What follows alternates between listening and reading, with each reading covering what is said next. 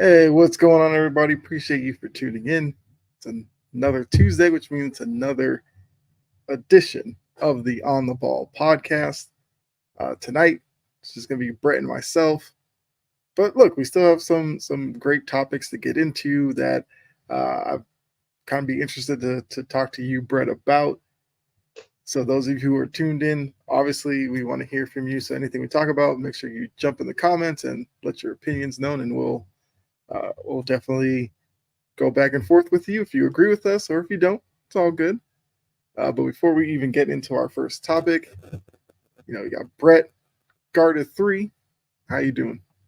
I'm doing great. How are you guys doing? How are you doing today? I'm good. Can't complain. It's been an interesting kind of sports day, which we'll definitely get into some of it. Because, like I said, we have some NBA related stuff to talk about, some NFL as well, because we are right there on the cusp of the start of the NFL season. So we'll kind of look at some preseason stuff once again. But I did want to get started with let's start with Carmelo Anthony, because Carmelo Anthony made some news, and I have the quote pulled up so I can let people know who are watching or just listening in as to what he said, to give you some context from where he's coming from. Maybe that shapes your opinion. So he was basically asked, would he trade his gold medals in for an NBA ring? Hey, what's going on, Jory? Appreciate you being in here already. So he said no, because when we talk about a global sport, for me, a medal means something totally different than an NBA championship. They both have their own separate meanings, but winning a gold medal, it's the passion, the pride that you have, not just for a city or a state, for a whole nation, for a whole country you're winning for. It's a different level of, I would say, pride that you have to have when you're wearing USA across your chest, or you're wearing Lithuania across your chest. It's totally different feeling than Knicks or New York across your chest. So that, and like I said, that's his full quote. So I don't want to take him, out of context or anything like that. How do you feel about what Carmelo Anthony said? Because he did say, like, comparing the two of them are like apples to oranges. You agree with what he had to say? Yeah, I'm perfectly fine with what he had to say. Melo was a guy who took a lot of pride in playing for the Olympics, and getting those Olympic golds clearly meant a lot to him. It it is really tough to get an Olympic gold medal. Granted, obviously being on Team USA basketball, a little bit easier than most back in the day, but they still had to put in the work to get those. Had some great wars against Spain. So overall, I don't have an issue with what he said. It's not like he was sitting there ripping on the NBA Finals or anything. So he didn't say anything disrespectful. So if that's what he thinks, I'm cool with it. Yeah. George said he didn't take the Lyles route, so I'm very glad. Yeah. I mean, look, it could just be that he won his medals because he has 3 golds and silver, I believe, and he doesn't have an NBA title. Like, we all know that. So obviously the experience of winning the gold medals, he's experienced that, and that's what he's speaking on, as opposed to an NBA title, which he never accomplished. Like, I know Stephen A. and a few people were like up in arms about it. But it's kind of like you said. Like, if you win a gold medal, that is a special thing as an athlete. So to, knock him for not wanting to trade that in for an NBA title, like, why? Like, even if you're not winning an NBA title, you're still winning, in a high level, in the Olympics or something like that. I mean, Jory did mention the Lyles aspect of it, which, I don't know. Maybe this would play into his argument. I'm sure he probably sat back and looked at this and was like, see, Carmelo gets it, because as an Olympian, you're a world champion, because that's where Noah Lyles comes from. NBA title, you're just it's just like a domestic league. So I'm sure Noah Lyles is sitting back cheesing about it. But yeah, I agree. I don't have any issue with what Carmelo said. I feel like Carmelo's been refreshing during the Olympics. Yeah, I'll say that, Jory. Like, yeah, at least Melo isn't a generational hater like Noah Yeah, Lyles. I right. still couldn't believe him like getting offended that they invited him to the Anthony Edwards unveiling of his shoe. That whole story was insane. He's wondering why he doesn't get a shoe. It's like, dude, ain't nobody like wondering like, yo, when are those Noah Lyles ones coming out? Like, Exactly. nope. Noah Not Lyles is doing way too much. I get it. You're a track athlete. Most people know you every 3.5 years when you're doing like Olympic qualifying, and people tune into track and field and they go, "Oh yeah, Noah Lyles, there he is." But like he needs to quit with the whole beef with the NBA. Like just let it go. Like just go do your thing. that's what I think he's got to understand. Like Jory just said, like he's relevant once every 4 years. Call that man leap year. But like Anthony Edwards plays every year, making exciting plays. He's fresh in everybody's minds every year. Mm-hmm. Noah Lyles ain't fresh in anybody's mind unless he's dropping clickbait headlines, and he understands that. So credit to him for trying to stay relevant. But yeah, he really is doing way too much at this point, though. Like, cut it out. I highly doubt you have no clue who Nikola Jokic is. right. Yeah, like come on, man. I mean, we know Jokic isn't necessarily the in-your-face type of NBA player, but come on, you had to see the Gru commercial at least once or twice. Like you know who he is. That was a funny little ad for him. I want somebody to pop on one good time. Mink mink.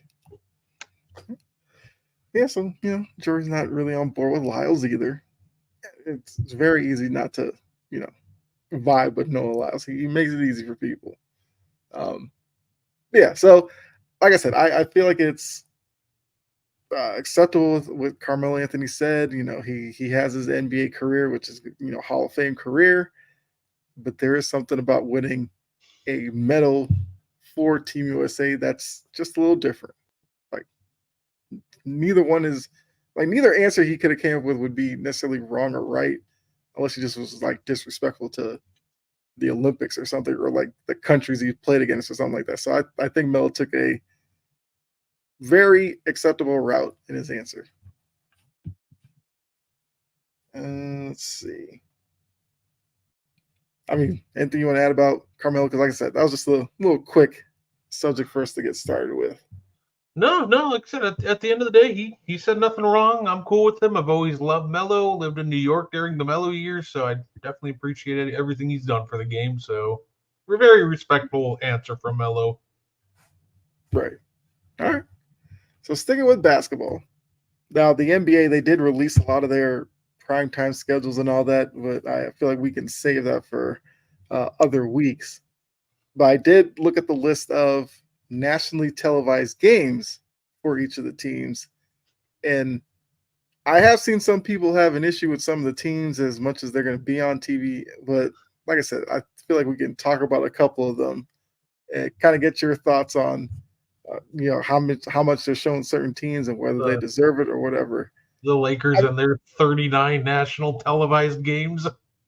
Look, we already knew that the Lakers are going to be up there. They have the branding, they have the power of LeBron, so whatever. Now, if you're a Wizards fan, you get one whole nationally televised game, so you better circle that one on your calendar, gear up for it, and I don't even know if they would watch it anyway because it's the Wizards. It is what it is. So they have the least amount of nationally televised games. Like you said, the Lakers have the most, and the Celtics have the second most, which I don't think you can necessarily disagree with either one of those being up at the top. The Warriors are third. Do you have an issue with that? Not really. Like, Steph Curry's a draw. He's going to draw money. He's going to draw viewers. Overall, I don't think they really got much worse or better than last year. So Hmm. I think it's going to be about the equivalent of watching them last year. So it's whatever. Steph's always going to draw eyes to the product. I know they lost Clay, but I think between all their additions, they probably at this point replaced his shooting and defense, or whatever's left of his defense. But overall, I don't have an issue with it. Steph's exciting, and I don't think they'll be worse than last year. Right. And look, that first time when Clay goes up against them, that's going to be must see TV because you'll want to know, will Clay be especially on his game that night to show Golden State was wrong for letting him go. You figure that Steph and Draymond are going to want to put on a show as well to be like, yeah, we love you, but we're good without you now. So that's going to be a game I'll be waiting to see.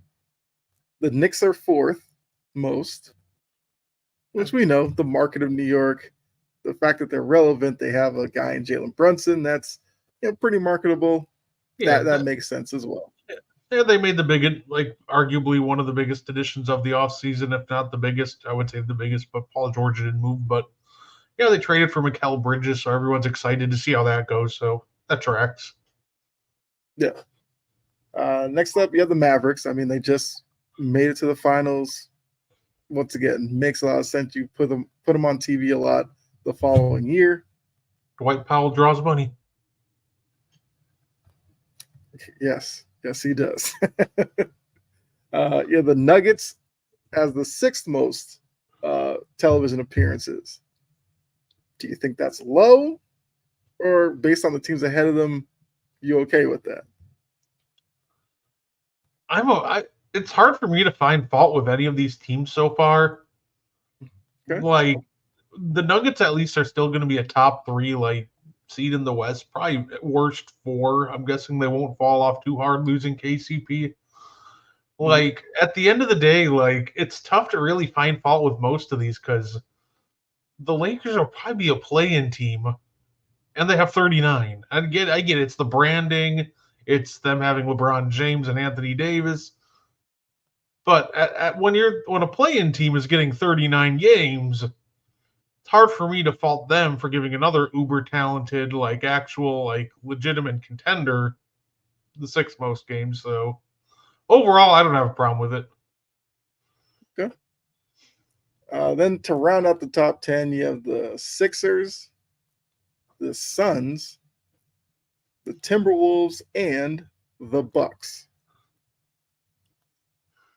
Is there a team that you probably would have liked to see more that should be in the top 10 that isn't? I think OKC should be in there. I don't think you mentioned them, and I think they should take the spot of the Suns because the Suns are terrible. I'm a fan of some of the. I'm still a big believer in Devin Booker. I love Devin Booker. The issue is they're playing him out of position. He's not a natural point guard. He should be looking to be aggressive in attack mode, and that's when he's at his best. But putting him at point and forcing him to try to find everybody else's shots too, just neutralizes what he does best. Kevin Durant's great. Everything after that just falls off a cliff so hard. Don't want to watch Bradley Beal 30 times a year. I don't know if I want to watch him 3 times a year. So, I hate that the Suns are in the top 10, and I really wish a team like OKC would kick them out. Okay, I feel like that's fair. I mean, the Thunder were 11th, so they weren't too far out of the top 10.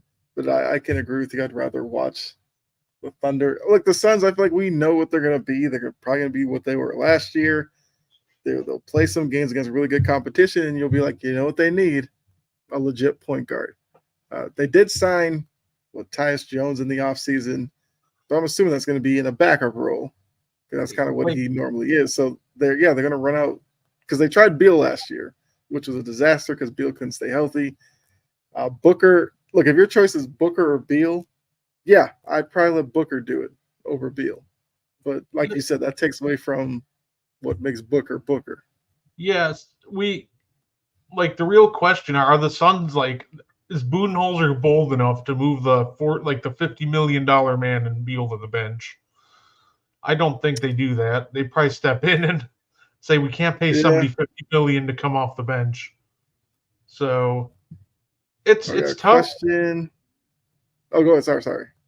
So overall, I love the addition of Tyus Jones, but yeah, I don't see him starting. The Wizards, who were like perennially tanking, wouldn't play Beal at point guard if that shows Right. how much faith they have in him. Exactly. So Nerdy Dad, appreciate you tuning in. Put in favorite NBA team. So I will just say I am a Celtics fan, so that's definitely my favorite team. And I feel like Nerdy Dad's probably from your channel, so he probably knows who you're a fan of. But I mean, you can Milwaukee Bucks. There you go. Now follows it up with another great question: least favorite team. Now this one probably might take a little bit of thought. My least favorite team. I mean, you can go ahead if you know it. It's whoever's playing ugly basketball. I don't actually have a least favorite team, but it depends who plays a style of basketball that's inefficient and just not like aesthetically pleasing. Like for years, it was the Toronto Raptors because it was just all 6'10" guys running at the rim and just chucking up contested mid ranges, and I absolutely hated it. Mm-hmm. So, but right now, it really just might be the Phoenix Suns. I really hate watching them. I mean, I think that's a pretty legit answer there. I mean, yes, I feel like watching them play, for me, it was almost like anybody with James Harden on it, because I've never been a fan of watching James Harden play. I mean, Celtics fandom in me, least favorite teams like the Heat, because Heat fans just Heat culture just get on my nerves. Yeah, Heat fans, Heat culture, they tend to get on a lot of Celtics fans' nerves, but I do respect like what they have going on. Yeah, least favorite team. I do agree the Raptors were horrific to watch, and since they were in the Celtics division, I had to watch them more than I wanted to.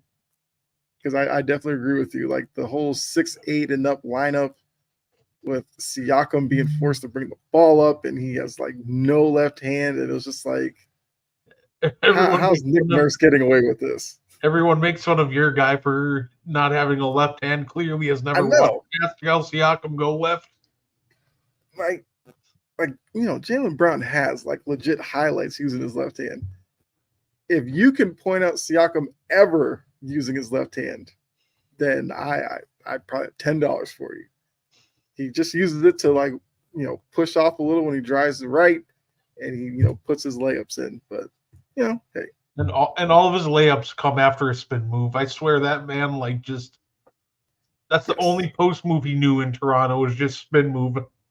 Him and Aaron Gordon are two players that I think the only move that they knew for the longest time was just spin move. They're like me playing 2K. Just, spin to the left every time or spin to the right. Right, exactly. Well, at least Aaron Gordon was like athletic above the rim. Siakam's not even that athletic either. So I'd probably go with the Raptors as least favorite. I mean, they're changing up their team a little bit, but I mean, appreciate the question, Nerdy Dad. Feel free to throw some more out there. So I did say what the Thunder were 11th. Oh, go ahead. No, I'd say plus. I was so happy when we beat the Suns in the finals. That finals made me not a huge fan of Chris Paul. Don't tell our boy Chris, but I actually have beef with CP3. Yeah. But I feel like a lot of people do because Chris Paul is labeled as like this great floor general and stuff. And look, if you remember Chris Paul at Wake Forest, like he got in cheap shots when he could. And that was one thing. Like he was a terrible cheap shot artist at Wake Forest. And that was a reason why I wasn't a big fan of him. And he does it in the NBA, but it's like he gets away with it because he was on the Players Association and everybody calls him point guard and all this. So yeah, I can see what you're saying. That's why he agrees as well. Well, let's say they if you remember in Game 5 when Drew Holiday threw up the lob to Giannis, that's why I have beef with Chris Paul. It will stem from the fact that if you watch that, Chris Paul gets back to defend and almost like tries to shove Giannis out of the air while he's going up for the lob. I was so mad, like I was so hyped, but I'm like yelling at the TV, like "Screw you, Chris Paul, for trying that in a very Right. crowded bar." I was so mad at him, and I still hold it against him. So Yeah. No, I mean, look, I understand because I mean, I was kind of that way. I believe it was Jay Crowder because the lob when Gordon Hayward, got hurt, the horrific injury that everybody remembered. I think Jay Crowder was the one who was like under him on the lob, and I was like, why would you go there? So for a little bit, I couldn't stand Jay Crowder, even though he was a former Celtic at that point. But I get it. Like plays like that can be very dangerous. Nerdy Dad with another question. See, Nerdy Dad's trying to get certain fan bases worked up with this one. Greatest basketball player of all time. this one's easy. It's Al Horford. Capped it I off with a mean, ring. obviously, yes. uh, I mean, Nerdy Dad. I still say it's Michael Jordan. I know that's becoming like less and less popular all of a sudden, but he is the greatest player to me. And I agree with him. Right. Like I said, Yeah. Appreciate the questions, Nerdy Dad. but it's the first one. Everybody's behind Al Horford. Remember that. Right.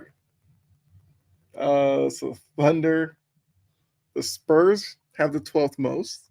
You can understand Wemby and all that.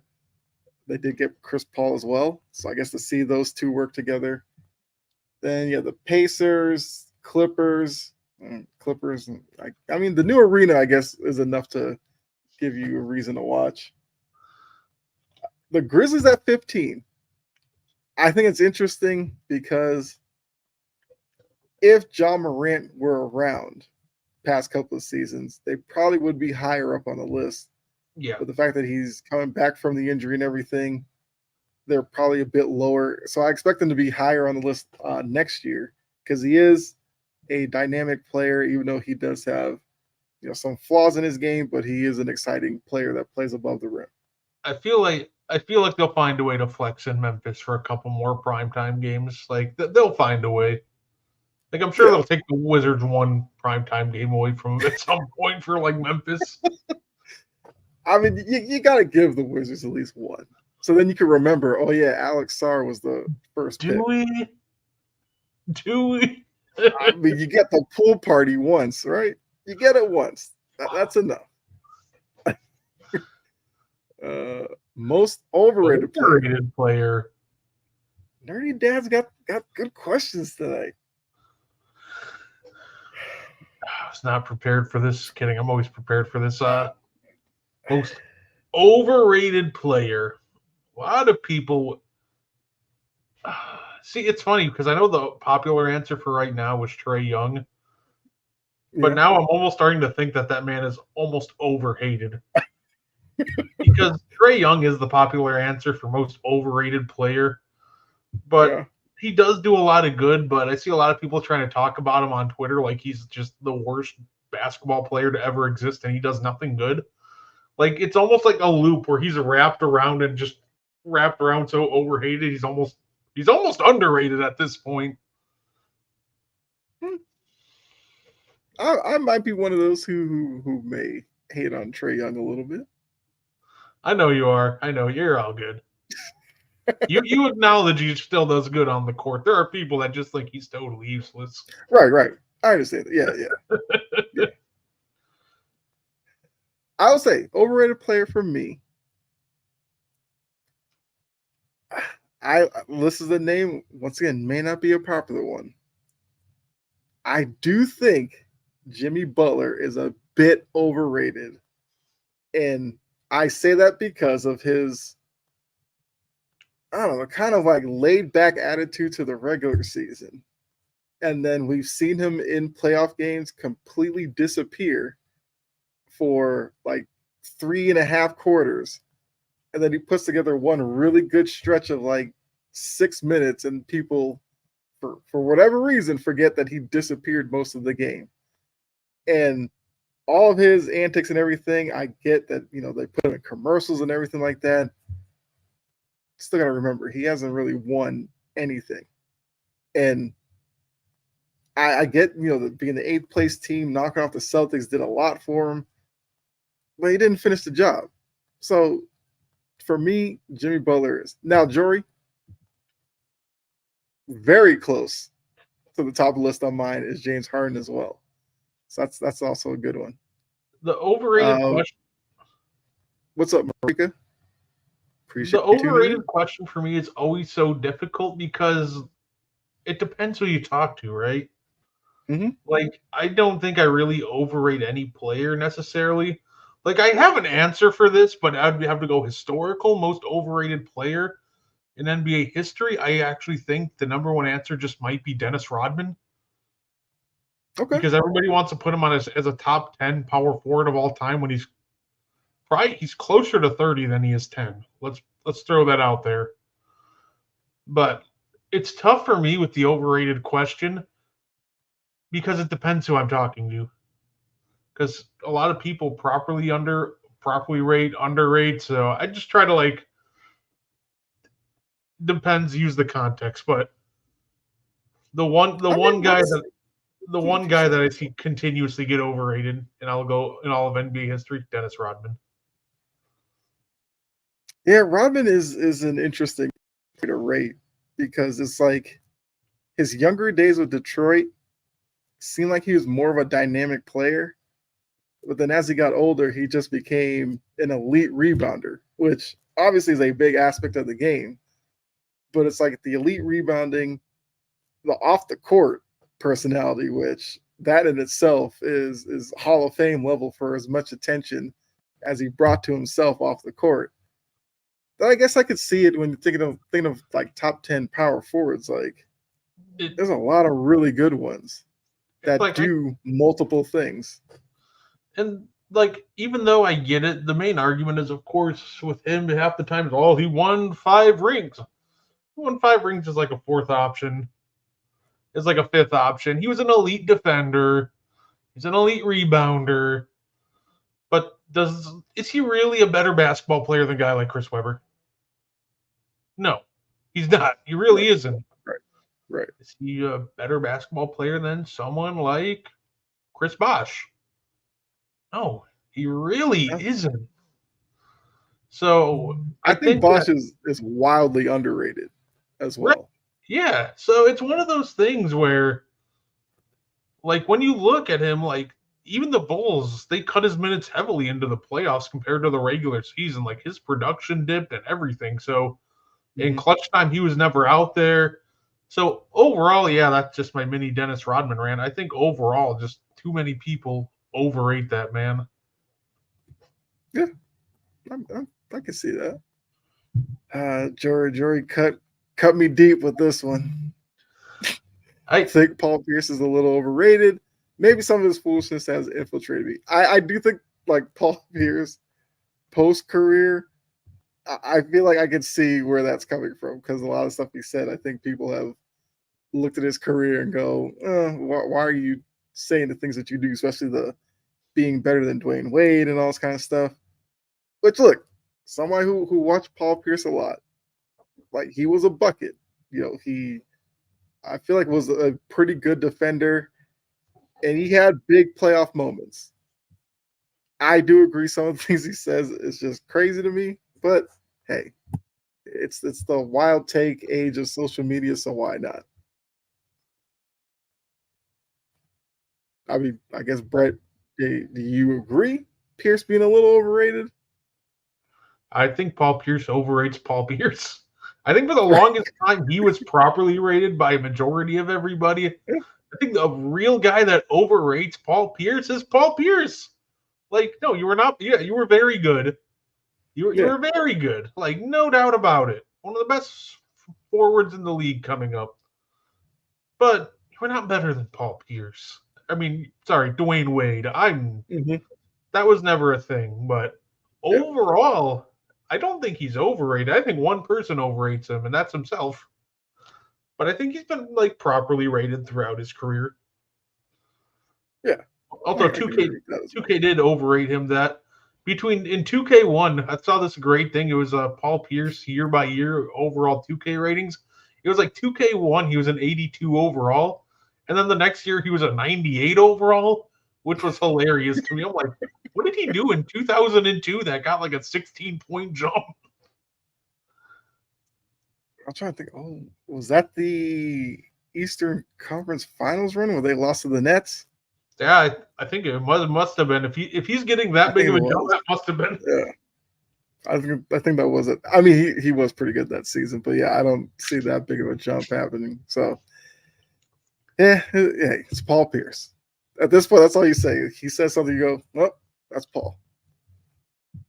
I guess just to round up this list, got the Pelicans at 16, Cavs 17, the Heat at 18. I'm sure they're mad about that in Miami. Got the Kings 19, the Magic at 20. I would have a problem with that. I feel like the Magic should be on TV a bit more than that. They're a good young team. You figure you would use the nationally televised games to bring a bigger audience into the young players. So 20th most doesn't sit right with me for the Magic. I guess, do you feel the same, or? I wish they were on TV more. I think they're going to be a lot of fun. They're going to run in transition. It's going to be a fun, dynamic team. Their offense can get a little stagnant, but at the same time, who doesn't love watching Paulo Banchero play some iso ball? Like, overall, I agree. I wish they were on TV a little more. The Wagners, too. I think the Wagners are pretty good TV. Mm-hmm. Then you got the Rockets, the Hawks, the Bulls, the Jazz, the Nets, Hornets, Pistons, all your normal teams at the bottom here. The Blazers, the Raptors, and like we said, the Wizards are the least viewed team on national TV. No argument there. Like I said, the one is enough. You'll see about 5 minutes of Jordan Poole, just ultimate green light, and you'll be like, okay, this is why they don't win, and you'll probably change the channel. But unless you're a Wizards fan, and in that case, more power to you. But yeah, so those were just once again, another little quick topic to bring up. But Nerdy Dad, trust me, if you have more questions to throw in, you can definitely do that. Because so far, did some heater questions so far. All right, so I guess we can switch to NFL. Like I said, Nerdy Dad, if you have any other NBA questions, definitely throw those in the chat as well. All right, so Tua. We know a couple of years ago, had the injury issues with the concussions and all that. Questions about whether he'll continue to play. He plays last year. They have a good season. Playoff game, not so much. Burn that tape.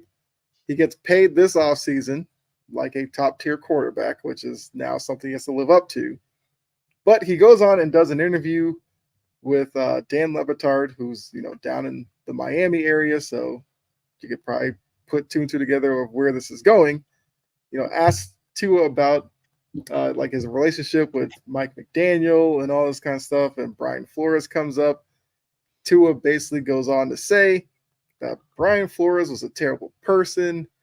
He said like Flores would tell him like he wasn't good enough, and he would hear that day after day, which he like alluded to it affecting his play on the field, and just kept kind of going down the road of lifting up Mike McDaniel, because he says like Mike McDaniel would never do anything like that. Mike McDaniel's all about uplifting him, and he's like, Brian Flores is always trying to push me down and make me feel worse about myself. Like I said, to encompass all that, do you have an issue with Tua saying that about Brian Flores? And obviously, to take into account all Brian Flores has been through, head coach of the Dolphins, has the grievance against the league because of the treatment from the Dolphins, what they fired him trying to get another head coaching job, and is now a defensive coordinator once again, even though every offseason when there's jobs available, everybody goes, Brian Flores should be a head coach, and then he gets passed over. So with all that taken into account, do you think Tua was out of bounds for saying what he said about Brian Flores? I mean, if it's true, then no. Like, if it really happened, then it's something that should it probably just gives us the insight as to probably why a big reason he's not a head coach. Because if he's just being a douche to all of his players and just rubbing them all the wrong way, then yeah, that spreads around the league. I'm sure that didn't just stay in Miami. I'm sure it's probably well known however he treats his players, and if he wasn't treating them right, then that's just kind of a Brian Flores problem. He's just self-sabotaging at that point. But I've always gone with if it's true, then I don't have an issue with it because I'm sure this is something that's already known around the league, and it just gives us an insight as to why he's probably not getting a head coaching job outside of a grievance filed against the NFL. It just sounds like he rubs a lot of people and players the absolute wrong way. And if you're looking to be a head coach, which you have to be a leader of men, that's not a quality that you look for in your head coach. So overall, I don't have a beef with him coming out and saying that. Okay. I mean, look, I get it if that's his, truth that he wanted to put out there. My issue with it was I don't know if doing it on like Dan Le Batard was the place to go about it. Like if you want to do the interview and talk about how great Mike McDaniel's been for your career, then do that. The stuff about Flores, like that's something he could have said like to Flores privately and been like, yeah, when you were the coach, I didn't like that you did this, this, and this to me. Because Brian Flores did come out and say like he's evolved from the Miami situation. And you gotta remember he came from the Patriots staff where he witnessed, Bill Belichick would get into Tom Brady just like everybody else.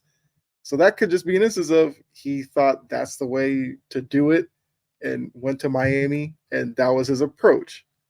So I can't be mad at him for his first head coaching job because we've seen a lot of people who come from the Patriots staff try to be like Bill at their first stop. For a lot of them, they fail at it, and for others, it works for them.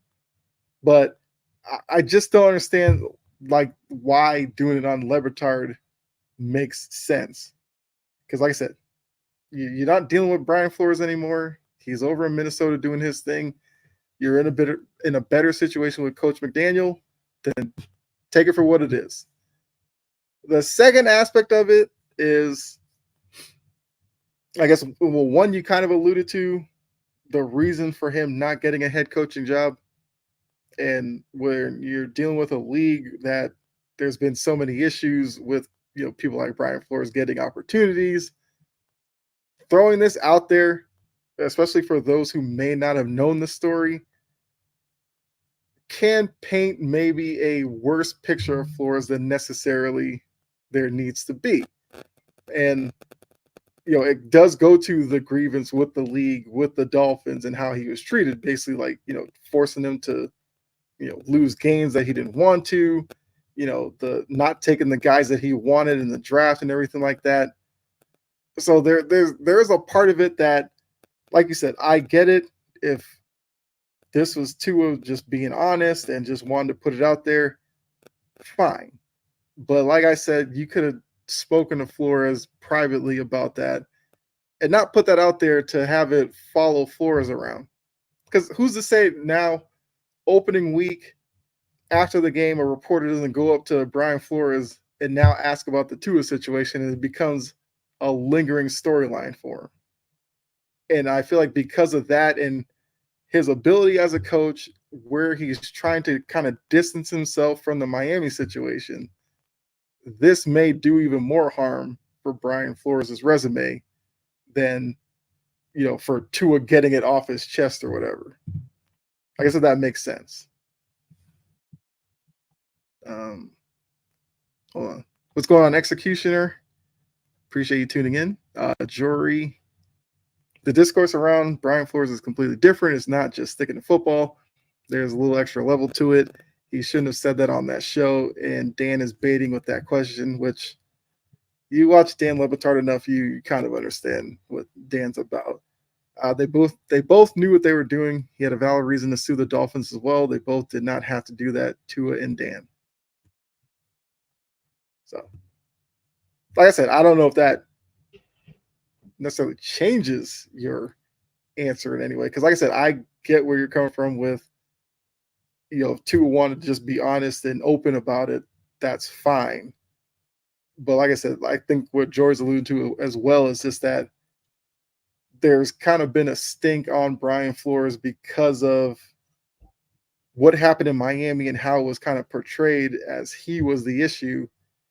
And in a league where every offseason, because Eric Bieniemy and guys like that, there's always the question of how come they can't get opportunities. And now this is going to be something that's going to be used against Brian Flores, like every time now. It's like every offseason, if he doesn't get a job, they'll be like, see, should have treated Tua better. Which, like I said, first head coaching job, trying to figure out his way. Yeah, maybe he learned that you can't treat every player the same way, Belichick treated Brady, because every player is different. And that's something as a coach you have to do, learn your players' personalities and know how to approach each of them. So, yeah, it just sounds like with Brian Flores, probably just read the room a little better. Obviously, not everybody's Tom Brady. right. You can't. Tom Brady. He's just a completely different person, regardless to approaching everybody else. It seems so. Yeah, I can see where you're coming from too. So overall, just it's unfortunate that everything. It's just an unfortunate situation, and hopefully this helps Tua. Getting it off his chest if he's still holding resentment towards that.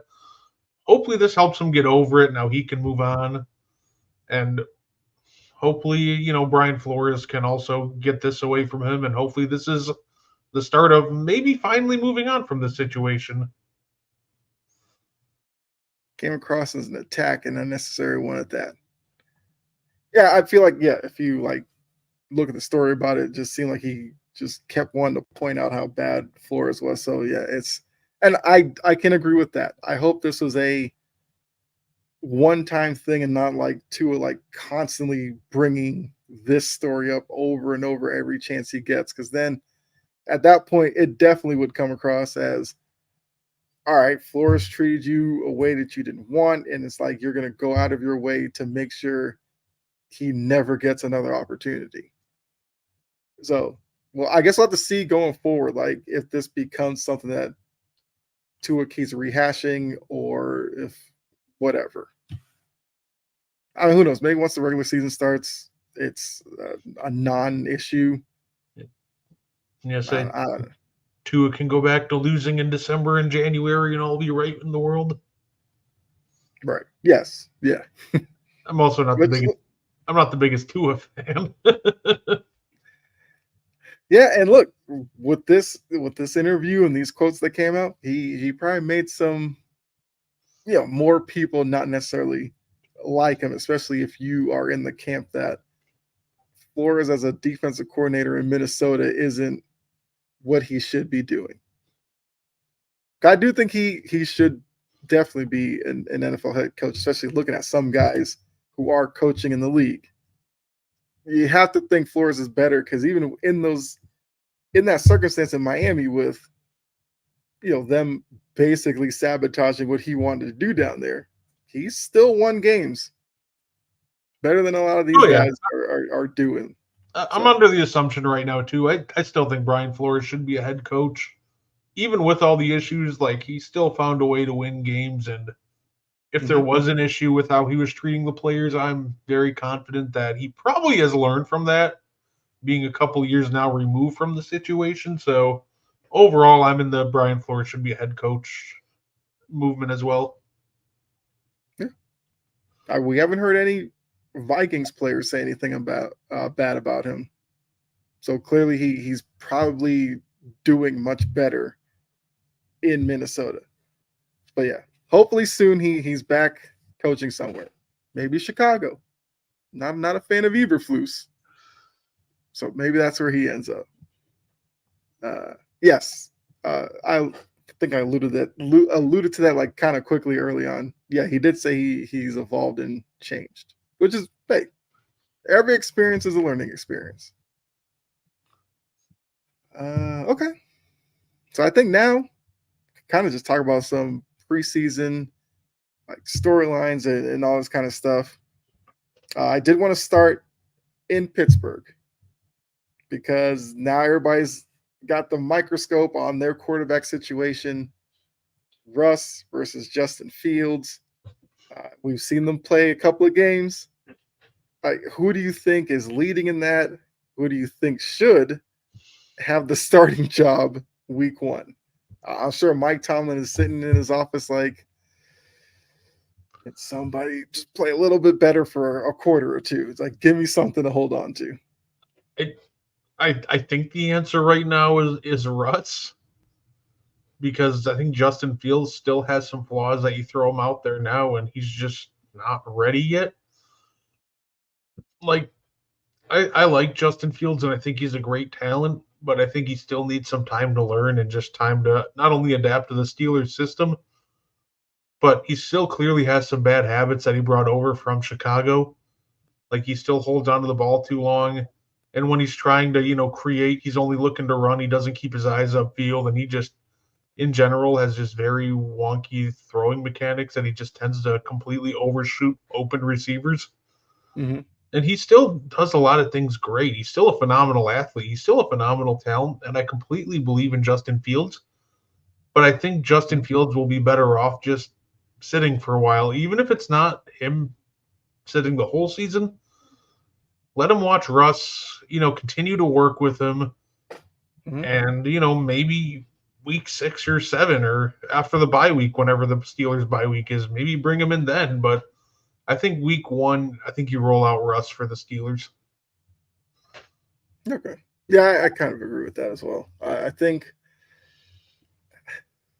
I am a Russell Wilson fan. I hated seeing what he was doing last year in Denver.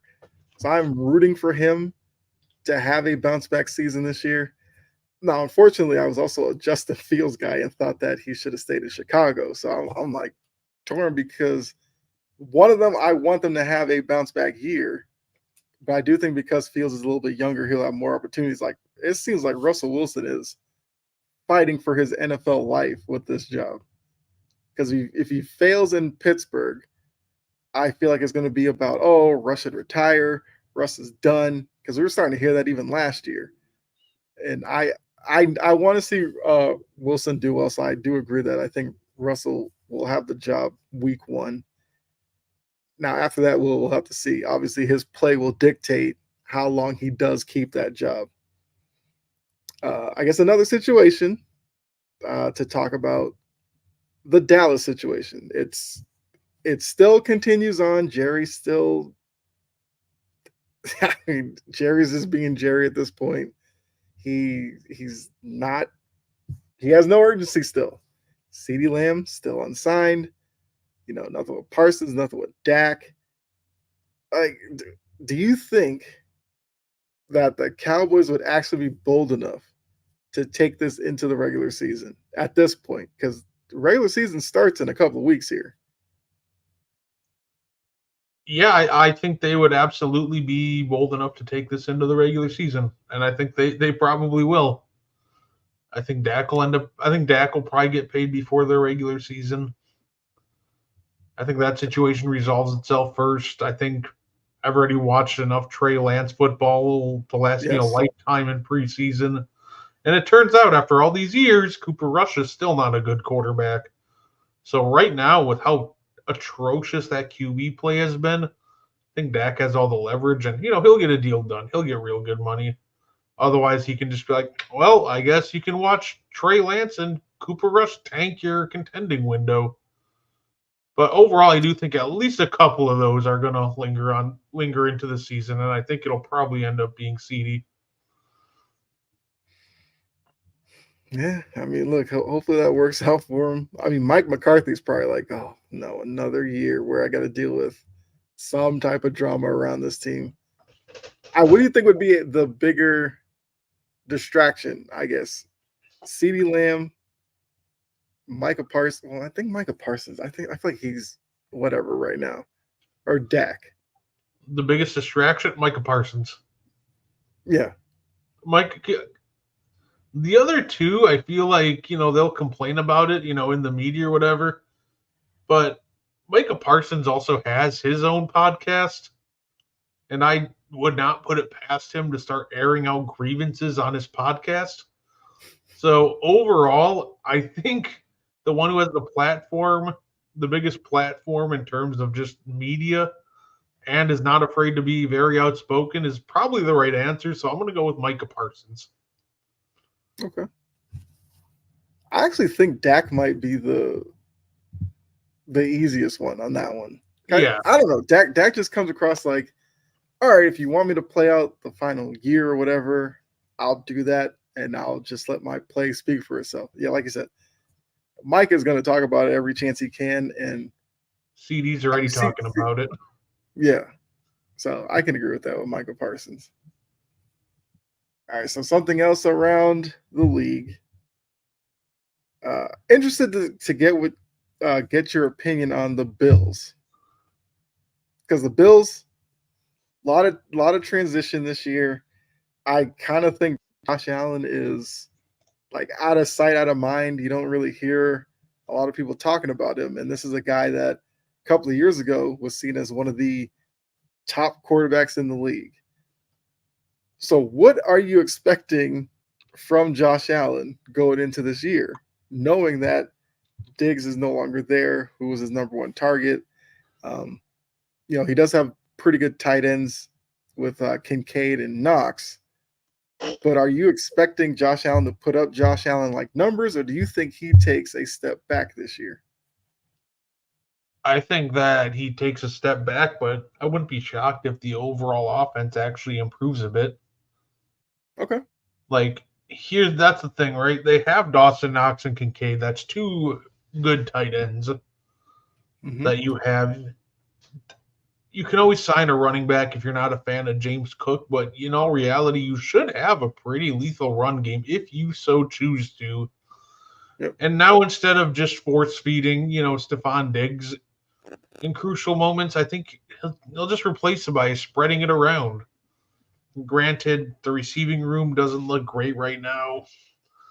Curtis Samuel, Khalil Shakir, Keon Coleman, Mac Hollins, Valdez Scantling. But I think the offense in general will be fine. I think Josh Allen's numbers will dip a bit, but I think the Bills' offense will actually end up doing much better than a lot of people think. Yeah, they can definitely benefit from more balance to that offense. So I do agree that Allen probably does take a step back. I think with Josh Allen we'll get like two extremes. He'll either be comfortable taking a step back and more balanced offense, or he just goes off the deep end and just starts forcing passes left and right all season. And we see like crazy interception numbers. We see him visibly frustrated like each week. Or we just see him like tuck and run like way too many times a game. But I do think that they take a step back, and I feel like he probably should be okay with that. But we'll see. It is Josh Allen.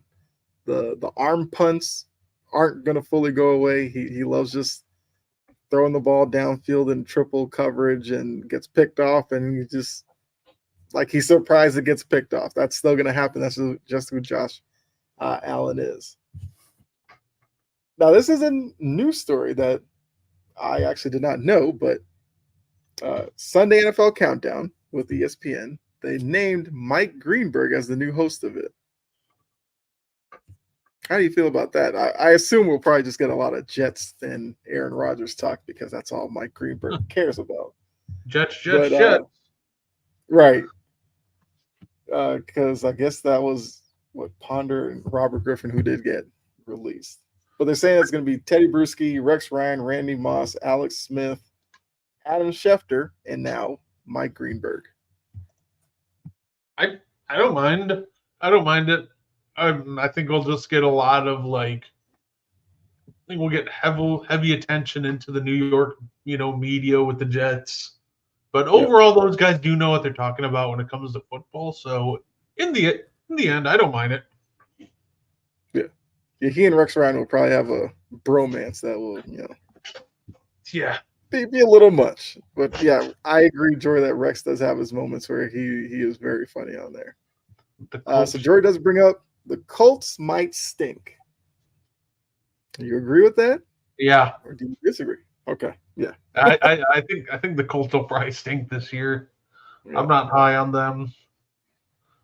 I think teams are going to key in to stop the run, and they're going to force Anthony Richardson to be a passer, and I think that's where this offense ends up falling apart. I still think they'll win a decent amount. They'll probably at least still win at least 6 games or so, but I don't really have a high expectations for the Colts. Yeah, me either. Because I mean, it's basically an extension of Anthony Richardson's rookie year, and going into his rookie year, I didn't think he had it necessarily arm talent wise. So there's no reason for me to think otherwise. So I do agree with you. You just gear up for Jonathan Taylor, force Richardson to beat you, and until he does, kind of run the same defense at him. Give him some blitzes in obvious passing situations to force him to think faster than he may want to, because you may force bad decisions that way. So yeah, I agree the Colts are going to stink. Yeah. So I mean, look, I guess sure if there's any other teams you want us to discuss, you can do that as well, or anybody else who is watching. They better stay healthy. Stay healthy. Good luck. Say. Let's see. I think there's another team I wanted to ask about. I'm trying to remember here. Unless it's the team you want to talk about. Oh, Jaden Daniels. Okay, so I did want to talk about the young quarterbacks of the league, because we know Caleb's going to start week 1. We learned the other day Jaden Daniels is going to be the week 1 starter for the Commanders. Drake May, there's a lot of reports that he's playing much better and practicing much better. We've seen Bo Nix with Denver look pretty good. Obviously, J.J. McCarthy got hurt. You didn't want to see that, but do you think that maybe this quarterback class was a bit underrated? Because remember, going into the draft, a lot of people thought it was like Caleb Williams and whatever else. Do you think that this quarterback class could prove to be better than people think? Yeah, absolutely. Some of these guys have shown to be talented. Jaden Daniels is making a lot of really great throws. We saw some good stuff out of Drake May as well. I think these quarterbacks have talent. The real question, I guess, is how high is their ceiling? Do we think that they're going to be Pro Bowl, All Pro, just solid? But yeah, I definitely think the notion of just Caleb Williams and a bunch of other guys was absolutely the wrong take this entire time. That's something I always thought. There's definitely talent to be had, and I definitely can't wait to see a bunch of these guys ball out. Yeah, I mean, yeah, I definitely agree that Daniels has looked really good. I was more of a Daniels guy than Caleb Williams coming into the draft, so I'm not necessarily surprised by that. I do think for Washington's situation, it's a good decision to start him week 1. Now, the Drake May stuff, obviously, he was the 3rd quarterback taken. I understand if they're slow playing it with him because they don't want to repeat of the Mac Jones situation where he was put out there when the team around him wasn't all that good, and we saw how his tenure went in New England. But I do think he probably would be good enough to start early in the season as well.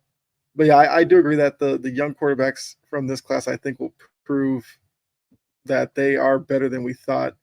I mean, look, Bo Nix was like a butt of a lot of jokes, and he looks like, the 10 years in college worked out for him. I mean, that's obviously feeding into the jokes about him, but he looks like a guy who, with all that experience, if you threw him out there week 1, he'll probably be really good at adapting to what he sees on the field and everything like that. Jory does bring up the Saints turning on Derek Carr. So I was going to ask, I guess not only about that situation, but do you think that, I guess, Derek Carr would be the biggest name starting quarterback that probably gets replaced first by their backup, or do you think there's another quarterback who might be worse off than Derek Carr? As of right now, I think it's Carr. I think Carr ends up being the one just in trouble of getting replaced. And the sad part is, I don't think it'll be all his fault, really. I don't know if we've watched some offensive line play from Okay. the Saints this preseason. It was terrible. One thing that Derek Carr cannot do is he doesn't play well under pressure. And that's something he probably should learn how to do if he wants to, ball out. But overall, he just always struggles under pressure all these years. Well, the Saints, due to injury, have had to run Trevor Penning at tackle. They just drafted him last year. I can't say anything good about him. There was nothing good to say about him. He was absolutely terrible. He was absolutely getting dog walked by Jesse Luketa. I'll give anybody in the chat $5 if they can tell me what team Jesse Luketa fucking plays for. And not only that, they have Cesar Ruiz, who is, I'm not even kidding. I think he's either the best guard to ever play football or the worst guard to ever play football, depending on the play. He is so inconsistent. And I think that this is a marriage doomed to fail. Carr's not, fault-free himself, but I think this is a marriage doomed to fail because the Saints, unfortunately, I don't think they can protect Carr. And his big weakness, is throwing under pressure. So I think he's going to be under pressure all year. He's going to struggle. Alvin Kamara might lead the league in receptions. And they end up moving on from him because his numbers don't look great. Yeah. And you have Carr, you had his brother, was it David Carr, and how beat up he got behind Texans O-line. That was terrible. I don't know. The one thing that may work in his favor is if you replace him, do you throw Spencer Rattler behind that line and expect him to develop in any way? So this might be a year where Carr just has to sacrifice his body and take all these hits until hopefully they can fix the line maybe next offseason. But I do agree that Saints fans will definitely turn on Carr pretty soon or pretty early into the season. Because being down here in Atlanta, Saints fans aren't going to necessarily play around, especially with as good as the Falcons look on paper. And Saints fans, if there's the one thing that they hate, are the Falcons. So the Falcons are doing well this year, and they stink. Yeah, they will definitely pin it on Carr and Dennis Allen too. He's obviously not going to avoid any of that as well. Yeah, just for fun, I pulled up the blocking grades for the Saints O-line. For pass blocking. Guess what Cesar Ruiz's pass blocking grade is per PFF? This is absolutely hilarious. Even I didn't realize that this was this bad. I'll go 26. You were actually close. 27. Oh wow. Okay. Trevor Penning is not much better at a 40. And those two, that could very well be your starting tackle and guard tandem with the injury to Ramczyk. So, yikes. I think they need to upgrade really quickly. Right. Yeah. With numbers like that, if you do fantasy football, Chris Olave might be a stay away from early on in the season. Because if Carr doesn't have time, that means Olave is not going to get a lot of targets, even though he's a very talented wide receiver. But, maybe the Alvin Kamara thing might be something to hold on to. A lot of screen passes. The one team I'm looking forward to is, and this might be the first person to ever say this, Panthers. I want to see Bryce Young play with an actual competent group of receivers. And just hopefully a more competent team in general. Last year was an absolute embarrassment of offensive Mhm. line play and receivers. Like, I'm watching the Saints have 8 guys in the backfield immediately. I'm watching Jonathan Mingo jump out of bounds instead of trying to stay in bounds to catch the ball. The Mhm. Panthers just were an absolute embarrassment last year, and I think they did great moves, getting Deontay Johnson, Xavier Legette. And I'm really hoping that they just perform better. Like, give Bryce Young a fair chance and don't like, David Carr him out of this league. Yeah, I think I saw a quote from Bryce Young where he said he is comfortable in the new offense, which is obviously a good start. Because I do agree with you. Like it's weird how bad the Panthers were, but like they do have some talent at that wide receiver position that they did add to this year. So if they were able to find a way to protect him and give him his throwing lanes, because we know with his height that's going to be an issue, then yeah, they could be an interesting team to watch. And I mean, Jory does bring up kind of like where you alluded to, like the offensive line's gonna have a big uh, effect on whether or not he's a good quarterback this year. Because yeah, we saw Drew Brees deal with it being a shorter quarterback, but he obviously found a way to still put up numbers. I'm not saying Bryce Young is Drew Brees in any way, but he was taken number one overall. He had a lot of success at Alabama. It's hard to think that he and a team that he's on could be as bad as the Panthers were last year. So maybe the new coach, brings a new way of talent evaluation, and all that, and they can start getting the right pieces there now. Because yeah, like you said, and I brought up a little earlier, the Derek Carr experience is not something you want a young quarterback to go through. That guy took a beating his first season, and it clearly affected his development, and he was never really as good as his draft position would tell you. So like I said, not saying that's going to happen to Bryce Young, but I would like to see some sort of progress this year from Carolina. Yeah, maybe the next step is I still think they need to get Bryce Young a tight end. Because Mm-hmm. obviously that was very instrumental for Drew Brees, getting him Jimmy Graham and letting those two develop insane chemistry together. So I would love to see them go out and try to get themselves a really good tight end if they have the chance. Yeah, I mean that's usually the formula for a young quarterback. You get him a tight end that they can just dump it over the middle to when everything just goes down the toilet. And if they can find that for him, then yeah, he should be better off. Plus a running back, get him a good running back and an O line, and you're kind of starting off pretty well. I mean, Justin Fields learned that in Chicago. Bad O line, we did mention earlier, Justin Fields had his own issues, but a lot of that came from an O line that I feel like he would drop back and he just assumed he was being rushed, so he just kind of scrambled around.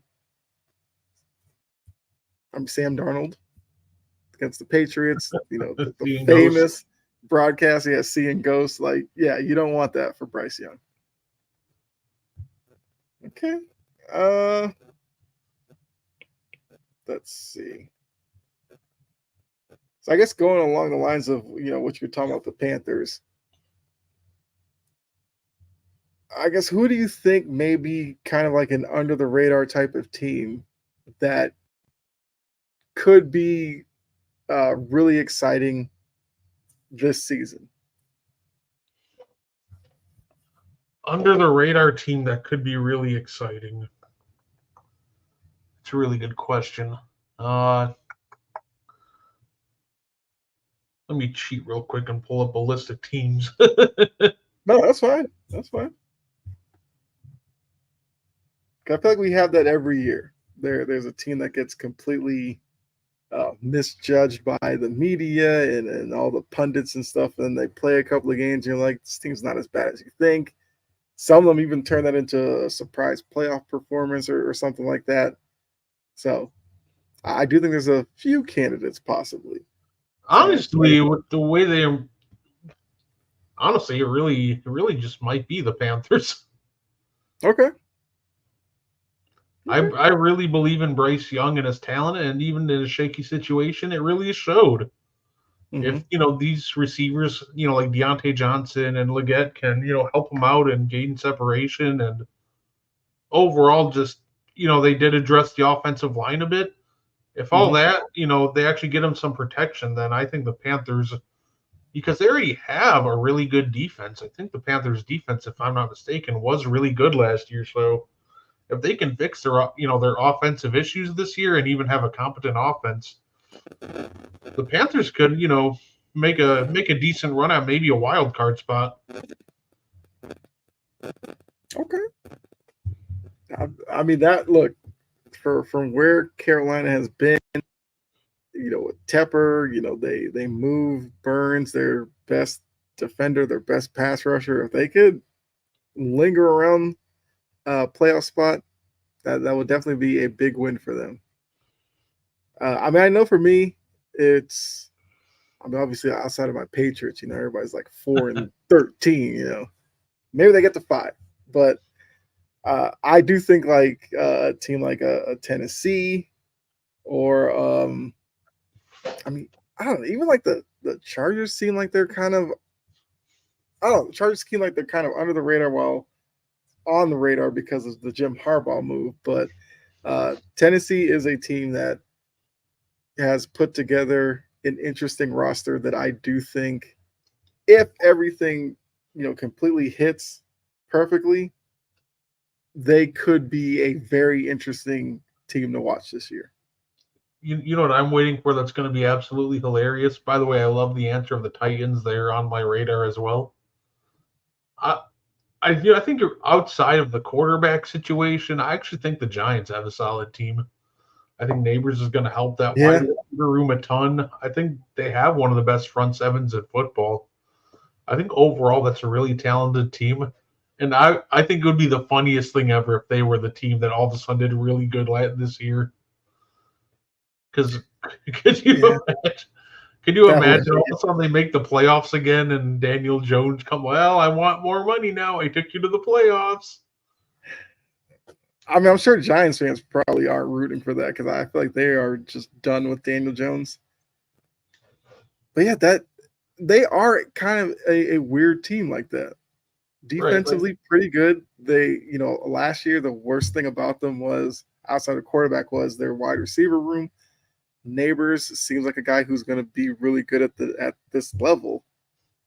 So if you can get Daniel Jones to finally, put it together, or if you can capture the Tommy DeVito magic he had last year over the course of 17 games, then yeah, maybe they are better off.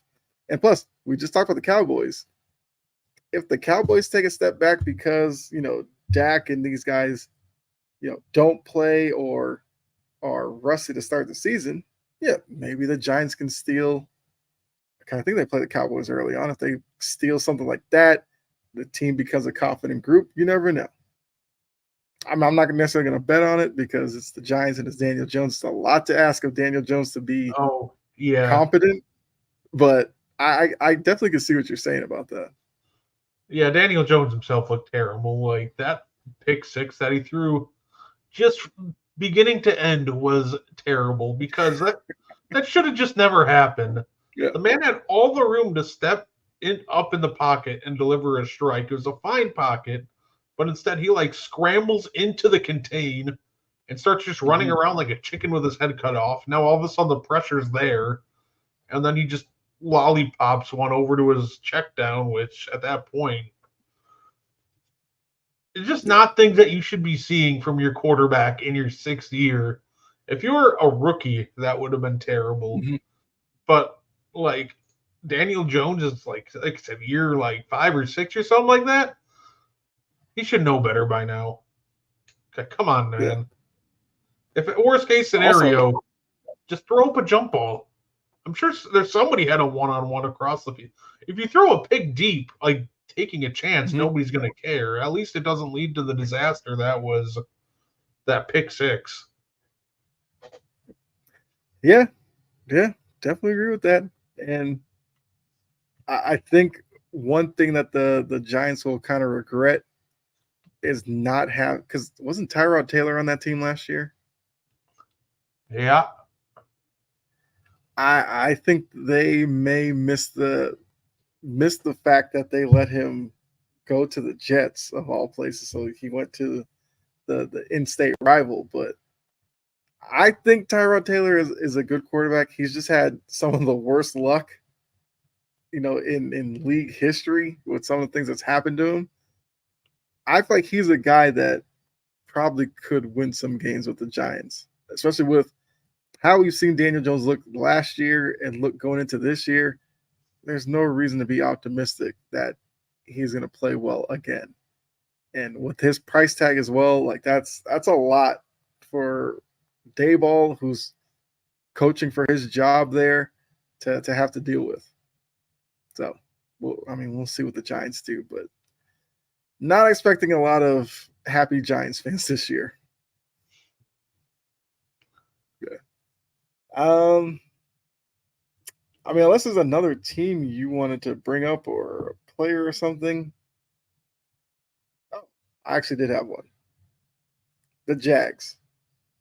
Like Trevor Lawrence, who I think he's another guy that slowly is sliding into irrelevancy. It's a make or break year for him. I completely agree with that. That's kind of where I was going to go with this. Like, could this be? Is this like his Daniel? Is he like at like the Daniel Jones fork in the road right now? Like, if he has a really good season, he can regain some of the hype that he had coming out of Clemson, winning a national title and all that.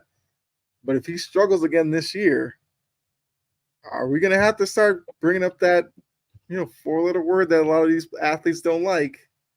Bust. Yeah, I think, like I said, obviously this isn't a fork in the road for him in terms of if he's gonna, because he signed an extension, so he's stuck with the Jags for a while. They're stuck with each other. But I think in terms of public opinion, absolutely, because if he fails to do anything this year, or maybe we give him an extra year, but time's definitely running out for him. Mm-hmm. Like, granted, there were a lot of issues with the Jags outside of Trevor Lawrence. He wasn't perfect, but the Jags also, had really bad drop issues last year, and their line wasn't great. Mm-hmm. But I do think a lot of issues do stem from T-Law, and I think that time is running out on him. I still believe that he can turn it around, but I think he has to show everybody something this year if he wants to start turning around his public opinion here. Does he need a playoff appearance? He already won a playoff game at least. I don't think he necessarily needs a playoff appearance. I think he just needs to play well. Like, if he makes it to the playoffs, that's great. But if he can put up, even if he can start this year by just being consistent and putting up really good numbers and overall just passing the eye test, like, that would be a great start for him in the right direction. And honestly, if he does that, the playoff appearance will just follow. Like, that Jags team doesn't look terrible. I think that's going to be a fine Jags team if he can be consistent. So overall, I think those two things go hand in hand. Okay. I guess follow up would be: does he? Well, I'm trying to think of the answer before I ask this. Okay, is he maybe the quarterback under the most pressure this year? Quarterback under the most pressure. That's tough. Like, in terms of like public opinion, probably. Okay. Like, because overall, like, there's a couple quarterbacks that came to mind when you said under the most pressure. Obviously, we already talked about Russ. Mm-hmm. Because I think he's going to really have to put in a great year to avoid the washed label. Yeah. I think another guy who's going to be under a lot of pressure, Deshaun Watson. Yeah. If he wants to avoid, negative labels of his own. But Trevor Lawrence definitely has to be up there if he wants to prove everybody wrong and show that he was worthy of the number one pick, then yeah, he has to be up there on quarterback under the most pressure. Okay. Yeah. I mean, I do agree. Public opinion, he is probably up there, but there are actually quite a few of them. I mean, you named most of them. I mean, we talked about Daniel Jones. He's under a lot of pressure. I mean, look, I'd still say Lamar's under a lot of pressure until he makes the Super Bowl. I don't think Multi. Daniel Jones is under that much pressure. I feel like the issue is I don't think people have any expectations of Daniel Jones at this point. That's fair. And I think the Giants, I know they were talking about it on, they tried to pass it off as on Hard Knocks about them going forward with Daniel Jones, but they kind of have to say that. So overall, I think there's zero expectations for Daniel Jones to do anything. And I think the Giants know that as well. I think as soon as they can next year, they'll probably just go draft their actual quarterback of the future. So if anything, he's under pressure if he wants to stay in the league and get a backup role. Okay. Yeah. I mean, look, I was factoring in, the market of New York, the fan base of the Giants that, haven't necessarily been the most successful, but they did go through the Eli Manning years where they were bad for a lot of them, but he did give them 2 rings. So, I don't know, fair or not, they're looking at Daniel Jones. They're looking at a team with another good defense, which a lot of those Eli Manning teams had pretty good defenses. And they're just like, can you just not be part of the problem? Like that's basically all they need Daniel Jones to be. Like, just don't go out there, throwing stupid interceptions, much less pick sixes, fumbling the ball. Like, just be a, I don't know, average quarterback. Middle of the road. We don't need you to be excellent in anything. Just be middle of the road, but take care of the ball. And because of that defense and everything, they can probably win some games. Now, whether or not he can do that, I don't know.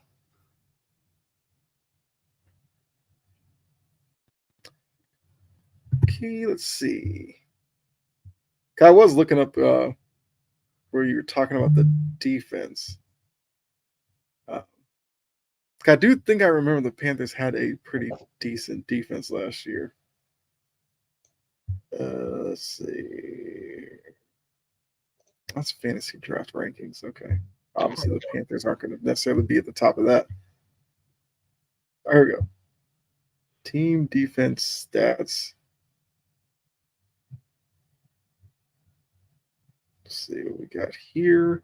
PFF had them tied for 19th in the league.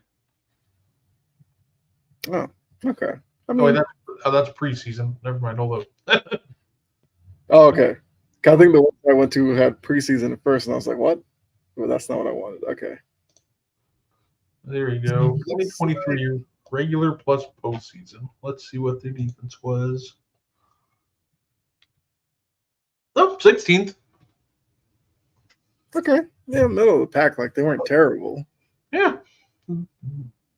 Remember correctly, there's a lot of young talent on that team as well, with room for improvement. So I could see that going up. Right. Trying to see how many points did they give up a game last year? They gave up 25 a game. Yeah, I mean, they should probably be able to improve upon that. They were 4th worst in terms of points per game. Like I said, young players, maybe they're better off their second season. I mean, like, not everybody can be Baltimore with 16.5 points a game last year, which that defense was just nuts. But I think something to kind of look at during the season, like if their defense does improve, especially if their passing game can improve from last year. I think all those fails, like Carolina is a team like you can just check on every Sunday, just kind of see what they're looking like. I think they'll be one of those teams. Yeah, we that man, I was playing Madden. That Ravens defense is no joke. Ironically, I still won. That was my first ever win came against the Ravens and their defense, and I couldn't. It was tough to move the ball. I won because the guy tried to make Lamar like a volume passer instead of a runner, and I picked him off 3 times and got myself good field position. Hey, look, EA's accurate with that one, huh?